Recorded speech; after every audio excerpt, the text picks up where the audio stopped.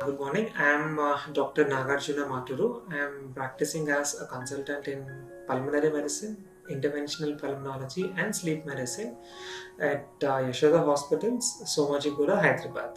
So I'll be discussing about some of the pertinent diagnostic and treatment related questions which many people have at this point of time. So we'll discuss on three different tests which are available. First is the gold standard, or what we call it as the RT-PCR.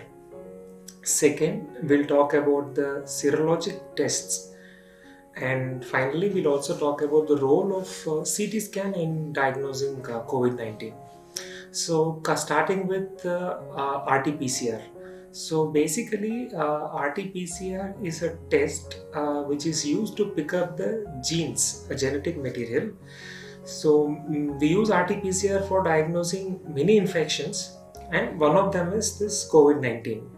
So, what we do is we select some genes which are specific for COVID-19, and we test for the presence of these genes. So this is RT-PCR. PCR basically stands for polymerase chain reaction. So world over, RT-PCR is considered the gold standard as of today because that is the best we have now. So how does the testing happen in our country? Every country has its testing protocols. So I will discuss about the protocol we have in India. So in India, we don't test everybody. So there are specific criteria when to test a person. So anybody who has severe lung infection will be tested, or anybody who is a contact with a COVID-19 positive patient will be tested, or if it's a healthcare worker who is having symptoms will be tested, or if a person is from a containment zone, that is the so-called zones where there are a lot of cases, they will be tested irrespective of severity of symptoms. So once we have a person whom we decide to test, so basically what is done is we take a sample from the nasopharynx. So basically this is the nose, this is the mouth. So behind the nose and mouth we have pharynx.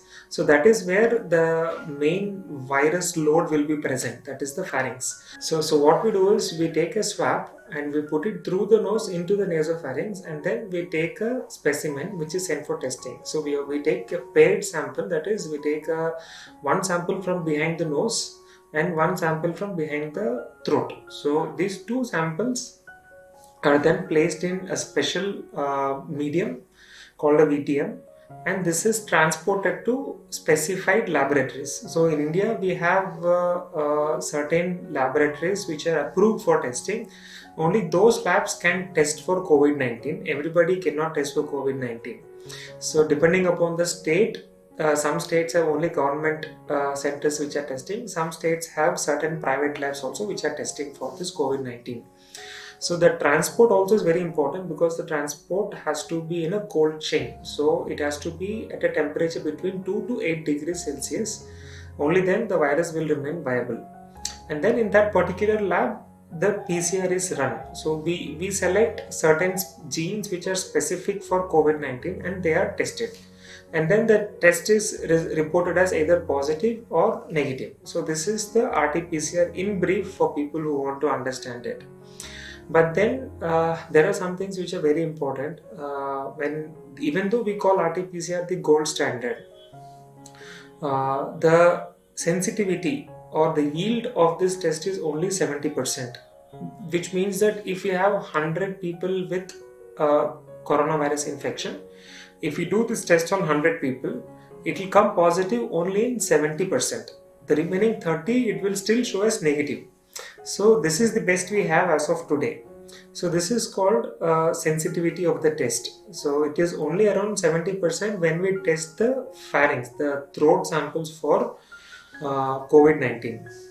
There are some things which we have to remember, that this test is usually positive in the first week of onset of disease. So once the person starts having symptoms, you have to test as soon as possible.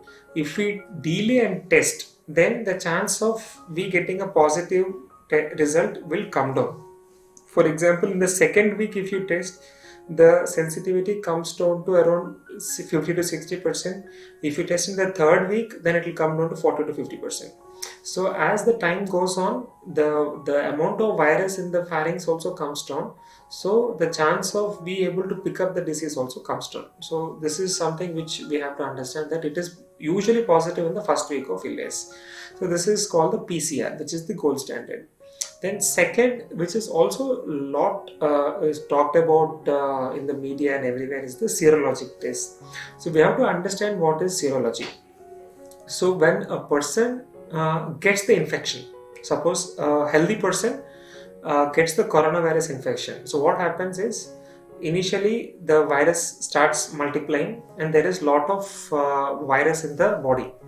Then the person's immune system starts fighting the virus. So that is called as the immune response. So once this happens, there are specific molecules called as antibodies which are produced within the body. So these are the molecules which actually fight the virus. So these are called antibodies. And in the serologic test, we basically check for the antibodies. So this serologic tests are performed on the blood. For example, if we talk about PCR, the PCR is done on the throat swab or the nasopharyngeal swab or on the sputum, that is the expected sample, we do the PCR. The serologic tests are easier done because we just need to give a blood sample. So this is one advantage of serologic test over a PCR. Second advantage of serology over PCR is that it is faster. Now we have certain kits where we can get the result within hours.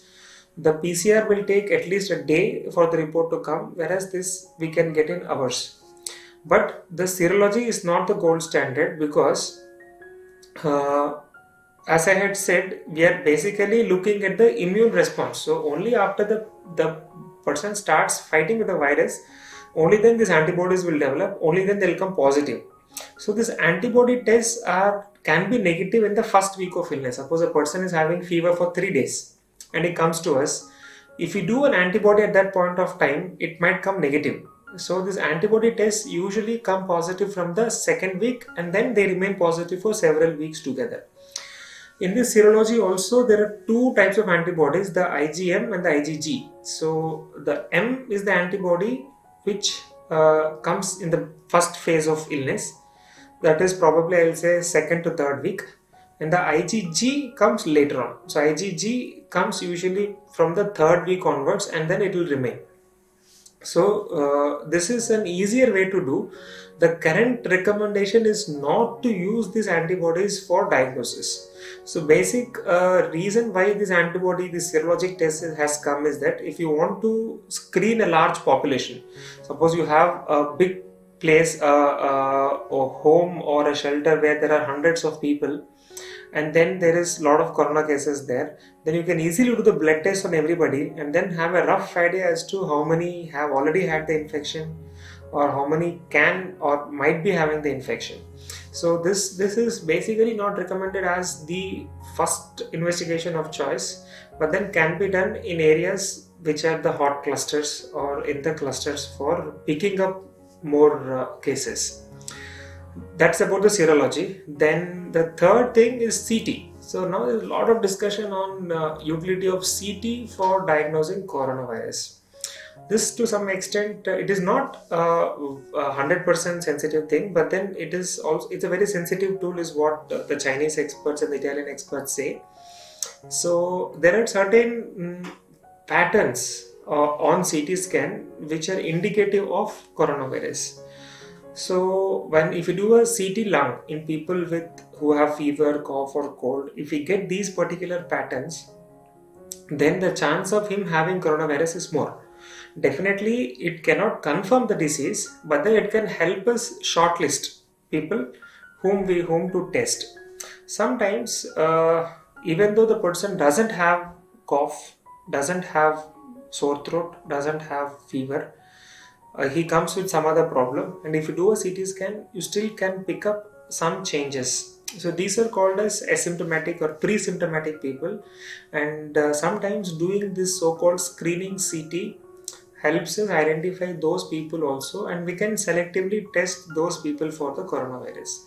So CT scan also is not a confirmatory test for diagnosing, but it will help us shortlist the patients to whom this PCR can be done, or it can exclude sometimes also. Suppose if a person has fever, cough, and then he doesn't have anything on CT, then we can be more assured that the person may not be having corona. So this is in brief about the various diagnostic tests we have, not to confuse anymore. So basically the best thing is the PCR, serology when you have to screen lots of people, and CT also is an adjunct to diagnosis. Another advantage of CT is basically using it as a screening tool.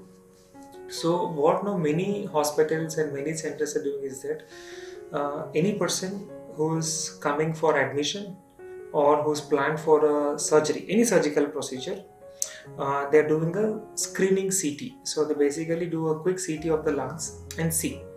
And if there's anything abnormal on the CT scan, then those people are first tested for COVID using an RT-PCR.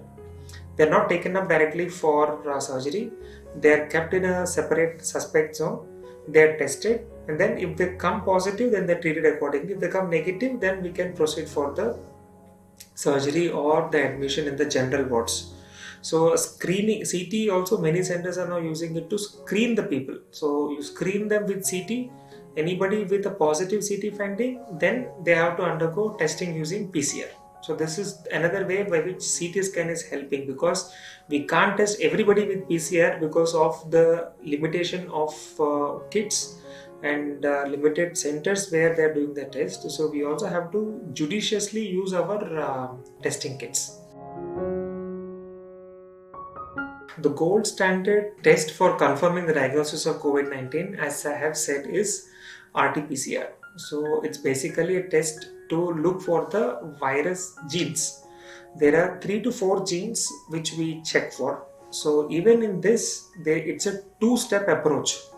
So whenever we send a sample to a laboratory for confirmation, in the first step, they check for one gene called as the E gene. If that is positive, then they will send the sample for the second step of testing. There they will check for either the S gene, the RDRP, or the ORF. There are 3 genes which are there. If both these tests come positive, then it is 100% labeled as COVID-19. So this is the current gold standard we have. But one thing I will again reiterate is that the sensitivity is only 70%. So 30% of people with coronavirus we will still miss with one test. So now how can we improve our ability to pick up those 30%? So there are now 3 approaches which are there.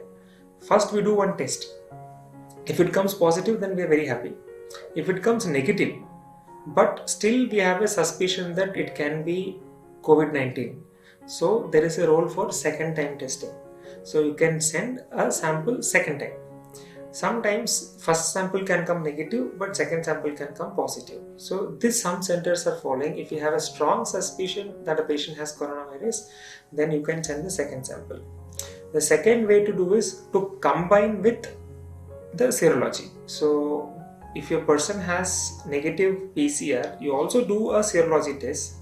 If that is also negative, then it is less likely that he might be having the infection.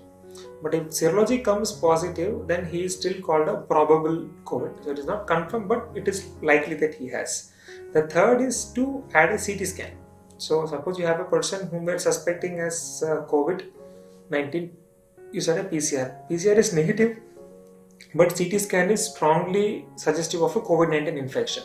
So he is still called a probable COVID-19, which means that we're not saying that it doesn't have, it could be that it is still COVID-19. So they're called probable COVID-19s. So we have 3 distinct groups. One is confirmed cases, one is probable cases, and second is who are confirmed negative. Probable cases also we should treat as if they have COVID-19 only. So this is the current gold standard we have, but now so many more tests are coming up. Maybe in another 1 to 2 months time, we might have better testing facilities, we might have better tests which will increase our yield of picking up this COVID-19. Once we do a test for a symptomatic person, if it comes positive, the next question is when we should repeat the test. As far as this is concerned, there is no hard and fast rule as to when to test. Hmm. Every government has its own regulations, every state has its own regulations, every hospital has its own policies. The basic thing is that we should wait for the symptoms to resolve and then we should repeat a test. I know of some centers where they are doing the repeat test at 7 days. Some people are doing a repeat test at 14 days. But then one thing which is unique for everybody is to say that a person has been cured. You have to have two samples which are negative. For example, if a person has come positive on day 1, again on day 13 you do a test, it is negative. Then again on day 14 you do another test, that also comes negative.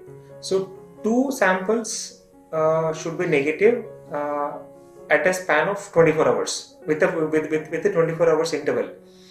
Then he can be considered as cured. So once a person is declared cured, he is advised for home quarantine for another 14 days. So overall 28 days he is quarantined from the time of diagnosis. Other than this, I don't think we have to repeat testing again and again. So we only test till we get 2 negative samples. After that, if a person again develops symptoms, some centers are repeating again COVID-19 testing, but that is out of the box. This is for symptomatic patients. If we do a COVID-19 test and if it comes negative, should we repeat again? So this I was talking in the last question also.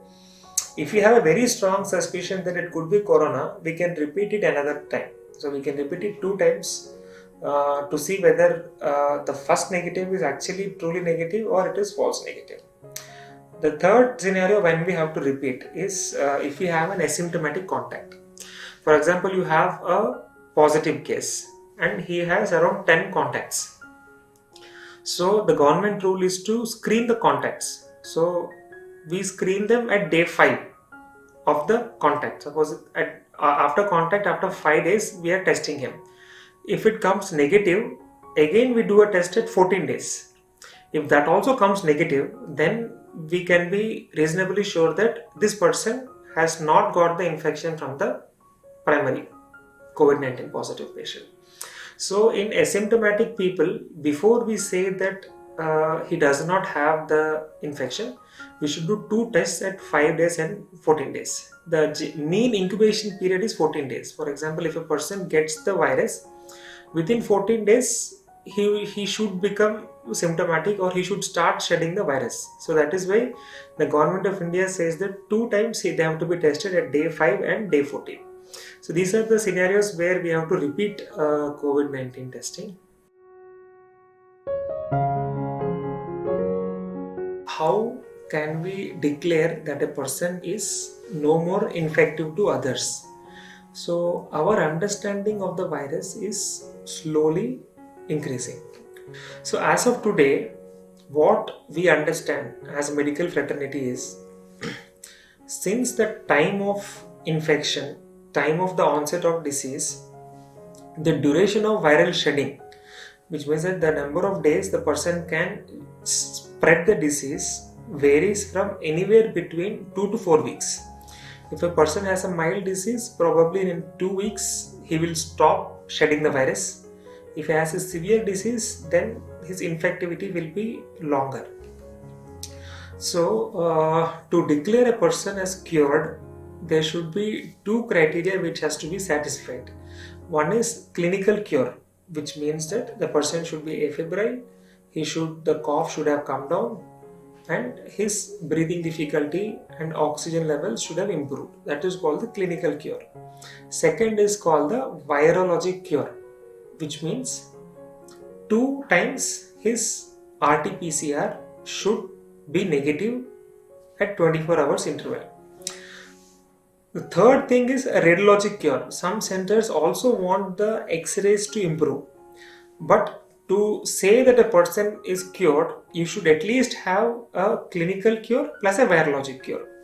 In general, a virologic cure will take anywhere between 7 to 14 days. Sometimes it can be longer also. Okay. And after the virologic cure, another 2 weeks he has to be in home isolation. He doesn't have to be in a hospital, but he has to be in quarantine in the home.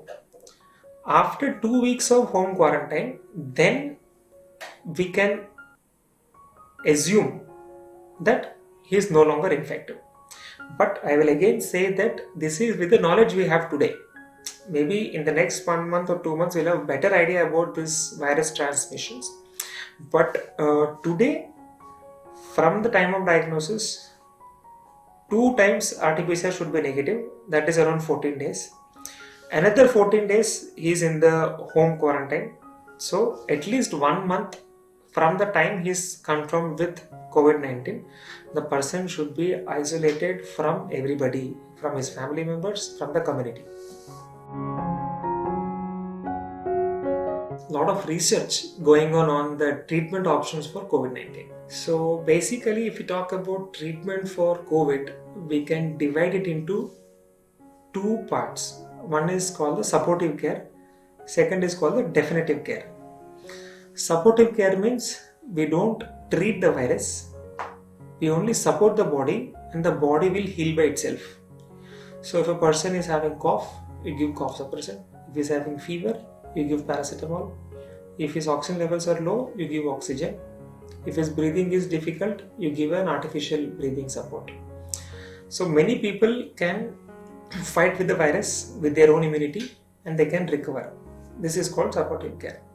But then supportive care alone may not be sufficient for many people. That is why it is important to have some drug which can kill the virus. This is called the definitive treatment. Now, before I discuss the drugs, I will say 2 things. As of today, there is no drug which has been proven to be a good treatment option for coronavirus. Number 1. 2. Till today, the best treatment for coronavirus is prevention. It is not treatment, it is prevention. So now that I have made these 2 statements, I will repeat this again at the end of the answer.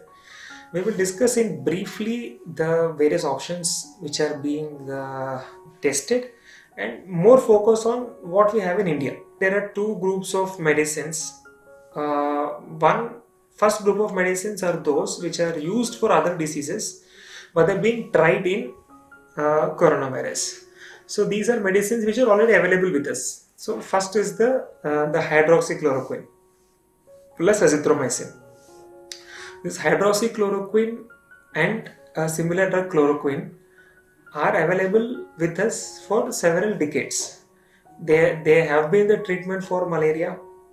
They are used for several rheumatological problems like rheumatoid arthritis, SLE. Similarly, azithromycin is a very commonly used antibiotic. It is available over the counter also in India, which is used for community acquired infections. So both of these we have.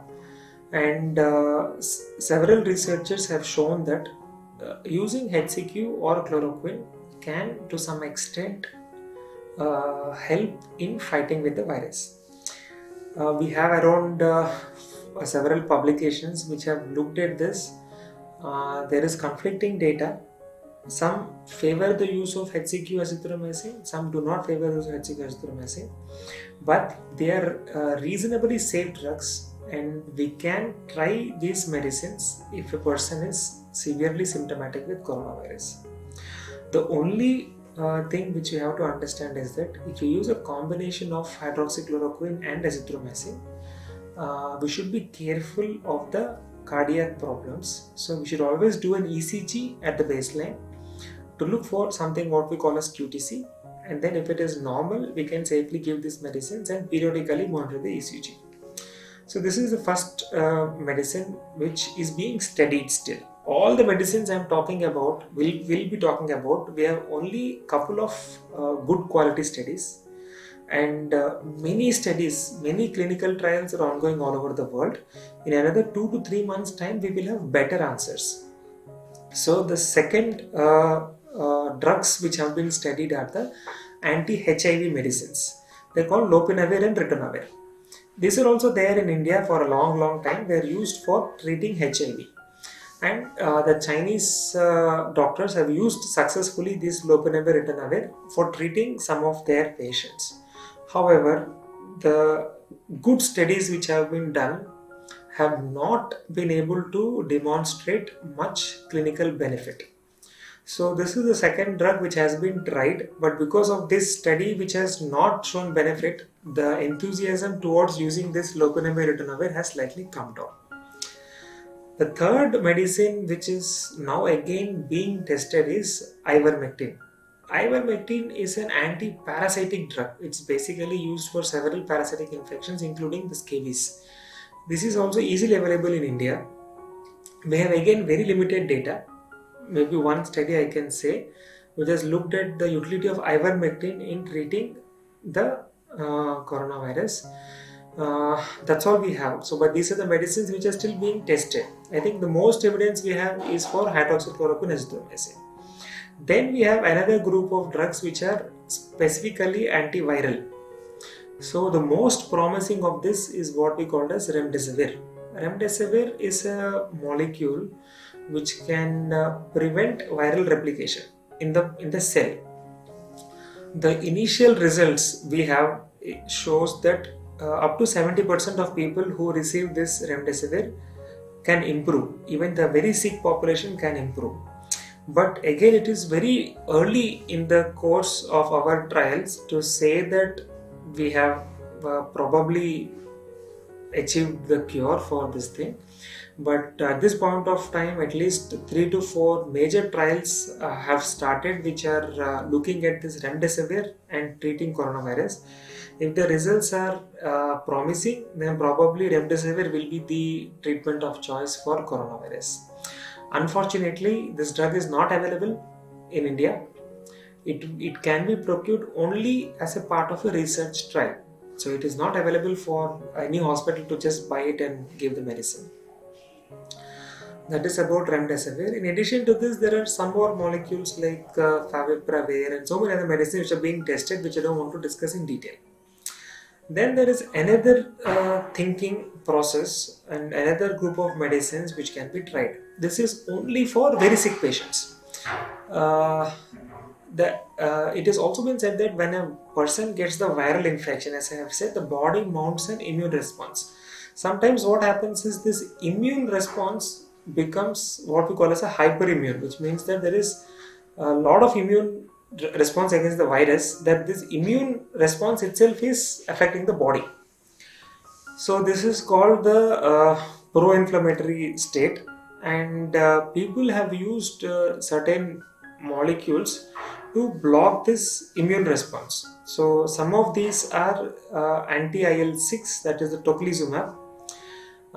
This again is available in India. It's a costly medicine, but then the preliminary reports say that it can be beneficial in some sick people. Some centers have used steroids when the person is very sick, but again, it is an individual choice, and we cannot say that we have to give steroids for everybody. So we have to take a decision on a person-to-person basis. So this is in brief about all the molecules which are there, which are being tested. Again, I will end with my two statements that as of today, we don't have any treatment for coronavirus, and as of today, the best treatment for coronavirus is prevention. My statement can change in the next couple of months once we get the results of all the studies which are going on. This is medically called as a convalescent plasma therapy. This is being tested and has some potential as a treatment option for COVID-19. So what is the logic behind it? When a person gets the virus, some people can fight with the virus and kill the virus, so the immune system helps. So what happens is when a person recovers from the virus, these antibodies are formed. These are the antibodies which can attack the virus. So a person who recovered from the virus definitely would have these antibodies against the virus. So what we try to do is we extract the plasma from these survivors. So people who have got the COVID-19 and have improved, they're called the COVID-19 survivors. From them we extract the plasma. So what is plasma? Plasma is basically the liquid part of the blood. In blood you have the blood cells and the liquid part. The liquid part is called the plasma. This plasma has all these antibodies in it. It has so many other proteins and water and everything, but it also has these antibodies. So this plasma we extract from the people who have recovered from coronavirus. These machines are readily available in most of the major hospitals across the country. So it is not something which you can't do. So this plasma is extracted and then this is given to people who are sick with the virus. It is not given for people with mild symptoms or people with moderate, people with severe coronavirus. Only they are eligible for plasma therapy. So if we give the plasma, so already the antibodies against the virus are directly injected to the person. So the person need not fight with the virus, even if he is not able to fight with the virus because his immunity is less. These antibodies which we are giving will kill the virus and then the person can improve. This is the logic behind convalescent plasma therapy. So this is something not new. This has been tested for earlier MERS virus, this has been tried for the earlier SARS virus, the same thing we are testing for coronavirus. Now, do we have any good data on it? As of today, not much. There are only 2 to 3 publications of 5 patients, and we have 10 people who have recovered using this plasma therapy. So the number is very less, but it is promising therapy because it is easily available. It does not require much cost. It has some complications, but it is not very life-threatening complications. It can be safely administered to patients with severe plasma therapy. Now, in India also, several research projects have started wherein they are planning to test the efficacy of this plasma therapy. Many states have got ICMR approval for collecting the plasma and giving it to sick patients. Even Telangana state also has got the approval recently and about to start this testing process, and we will eagerly await the results of these studies. But yes, this is one of the possible treatment options. I will not say it is the option, it is a potential therapeutic option. If it works, we are all very happy, but you should also remember it is not for everybody. For example, if there is coronavirus infection, 80% of them are mild cases, which means they don't require any treatment also. Only people with severe, which is only 5 to 10% of the patients with COVID-19, only they will require these plasma therapies, not for everybody with coronavirus infection.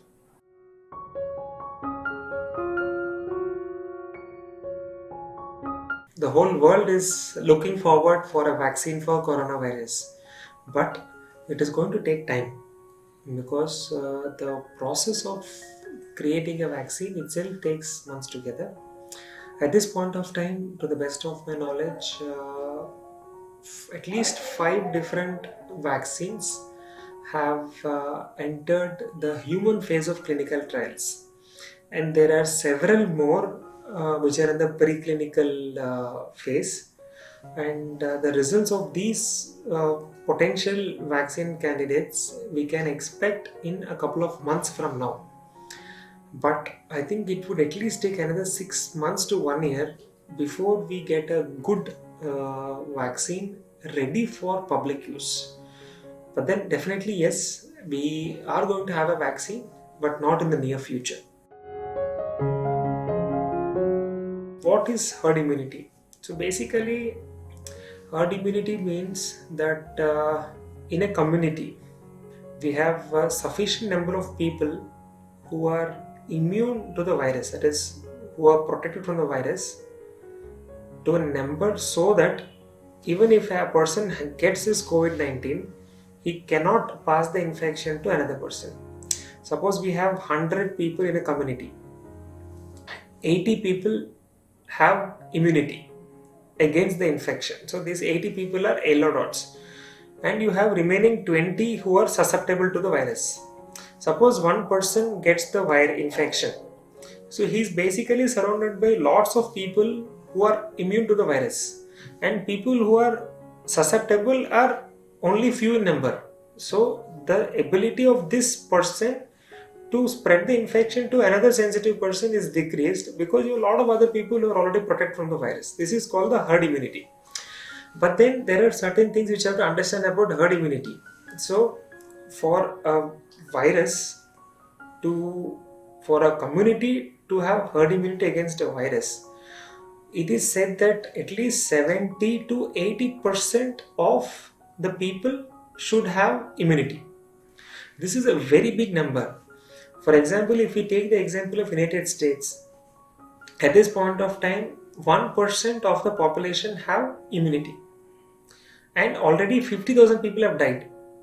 So if we expect 70% of population to develop this, to get the infection and develop immunity, then it will be deaths in lakhs. So getting herd immunity through getting the virus is not a practical option at all, because now, at least not in India, in the Western world, there is a concept called you go outside, you get the virus and become immune. So they are of the thinking that if many people get the infection, probably the herd immunity will develop. But then developing herd immunity through getting the infection is not a sensible decision at all, because with just 1% of the population getting infected, the health system is overburdened, people are dying. And if 70% of the population gets affected, it is unimaginable to see the situation. A herd immunity will happen once we develop a vaccine. So once we develop a vaccine, we can vaccinate 70 to 80% of the population. They will develop immunity, and then the herd immunity can happen. But then for that, the vaccine has to be there. So herd immunity is unlikely to happen in the next 1 or 2 years. It will happen later on. At this point of time, I don't think we should even think about herd immunity. It is every man for himself. So you save yourself, you save the people around you. If you go outside thinking that everybody can get the infection and the community becomes immune, it is probably not correct. Because if a young person goes outside, he gets the infection, he might improve, but he will spread it to at least 5 more people in his family, including his parents, including his elderly relatives, including people with heart problems, and they may not be able to recover and they might die from the infection. So young people should not think that they can go outside and they will get the infection and they will fight the infection. They are putting the risks of their families and friends around also by doing so. So it is also important to have a certain social responsibility, certain moral responsibility before we take such steps. So herd immunity is a good thing to have, but at this point of time, it is unlikely to happen in the near future for coronavirus. Thank you.